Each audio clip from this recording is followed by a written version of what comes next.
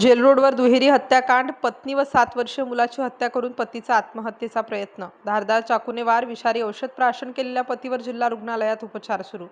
Nashik road परिसरातील gel road लगतच्या Maharudra colony Vasant Vihar रिंगळे चाळ येथे सोमवारी सकाळी घडलेल्या धक्कादायक घटनेत पतीने पत्नी आणि 7 वर्षीय मुलाची निर्घृण हत्या करून स्वतः विषारी औषध प्राशन करत आत्महत्येचा प्रयत्न केल्याची घटना उघडकीस आली. या घटनेमुळे परिसरात एकच खळबळ उडाली आहे.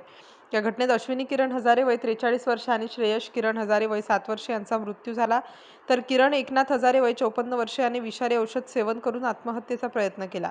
माहिती मिळताच नाशिक रोड पोलिसांनी घटनास्थळी धाव घेत किरण हजारे याला तातडीने बिटको रुग्णालयात नंतर शासकीय जिल्हा रुग्णालयात दाखल केलं. त्याच्यावर उपचार सुरू आहेत. प्राथमिक पाहणीत महिलेच्या डोक्याच्या मागील बाजूस धारदार हत्याराने गंभीर वार करण्यात आल्याचे दिसून आले. तसेच 7 वर्षीय मुलाच्या गळ्यावरही वार करण्यात आले होते. अतिरक्तस्राव झाल्याने दोघांचा घटनास्थळी मृत्यू झाल्याचे प्रथमदर्शनी स्पष्ट झाले. किरण हजारे व अश्विनी हजारे यांचा 2017 मध्ये दुसरा विवाह झाला होता. दोघांचेही हे दुसरे लग्न होते. किरण हजारे हा रुग्णालयांना ऑक्सिजन पुरवठा करण्याबरोबरच सोलर प्लांट उभारणीचा व्यवसाय करत होता.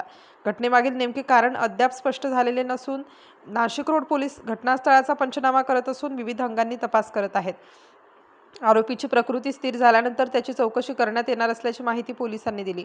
यावेळी घटनास्थळी वरिष्ठ पोलीस निरीक्षक जितेंद्र सपकाळे, सहाय्यक पोलीस निरीक्षक किरण कोरडे, प्रवीण सूर्यवंशी तसेच पुणे शोध पथकाचे अधिकारी व कर्मचारी हजर होते. स्टार न्यूजसाठी मोहसिन पठाण, नाशिक.